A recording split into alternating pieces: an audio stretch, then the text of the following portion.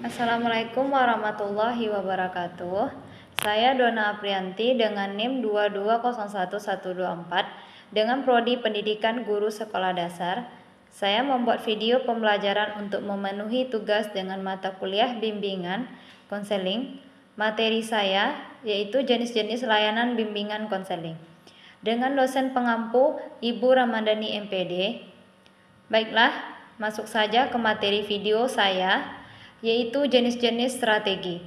Bimbingan dan konseling, menurut Brower dan Big dalam bukunya, Konseling Psikologi in Community Setting Strategi Klinis, secara umum untuk semua situasi termasuk dalam setting masyarakat terbagi dua, yaitu strategi pertama dengan memberikan perbaikan pengalaman baru, artinya klien atau peserta didik harus dapat merubah kehidupan tanpa melihat asal-usul masalah mereka.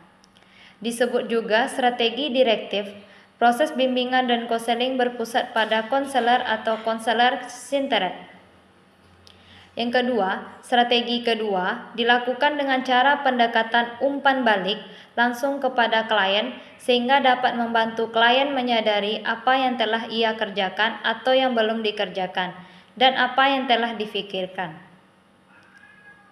Pengertian tujuan dan manfaat penyusunan program bimbingan dan konseling. Yang pertama, pengertian program. Setiap guru BK perlu membuat program BK karena membuat program merupakan tugas pokok pertama guru BK. Rencana program itu dijadikan acuan pelaksanaan kegiatan penyelenggara BK di sekolah. Menurut Prayitno tahun 2000, program BK adalah suatu rencana kegiatan BK yang akan dilaksanakan pada periode tertentu.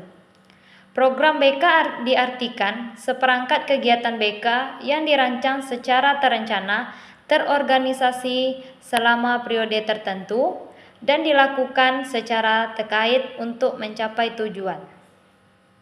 Sementara Dewa Ketuk Soekardi tahun 2003 menyatakan bahwa perencanaan merupakan otot dan urat, yaitu bagian dari pengelola dan dikatakan sebagai suatu pemikiran masa depan.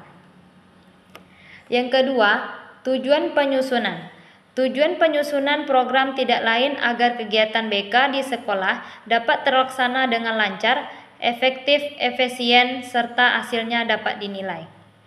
Dewa Ketuk Soekardi tahun 2003 memaparkan, tujuan penyusunan program BK ialah agar guru bimbingan konseling memiliki pedoman yang pasti dan jelas sehingga kegiatan bimbingan dan konseling di sekolah dapat terlaksana dengan lancar.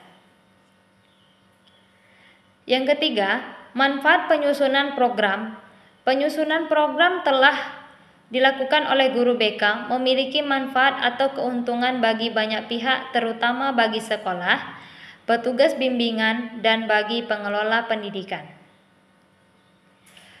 Yang A, keuntungan bagi sekolah. Yang pertama, memperkokoh kekompakan kerjasama antar petugas bimbingan dengan guru bimbingan studi, wali kelas, kepala sekolah, dan staf administrasi sekolah.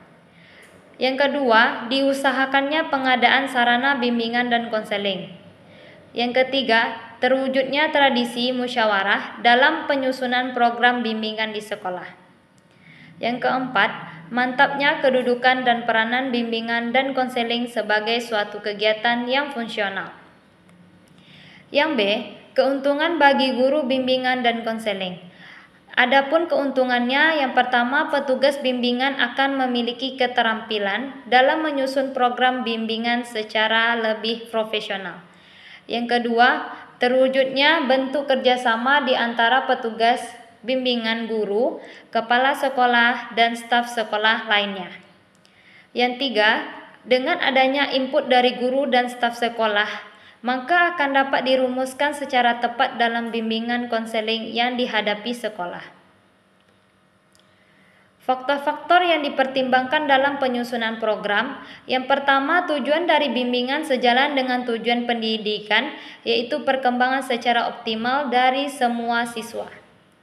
Yang kedua, kegiatan bimbingan yang akan dilaksanakan mungkin dilaksanakan di suatu sekolah, perlu dipertimbangkan secara baik dan dibicarakan dengan kepala sekolah. Yang ketiga, petugas bimbingan dan konseling melaksanakan kegiatan bimbingan secara nyata. Yang keempat, fasilitas yang tersedia diperlukan fasilitas fisik diantaranya ruang untuk kegiatan konseling, ruang pertemuan, dan ruang kegiatan bimbingan kelompok. Itu tadi sedikit penyampaian materi video saya.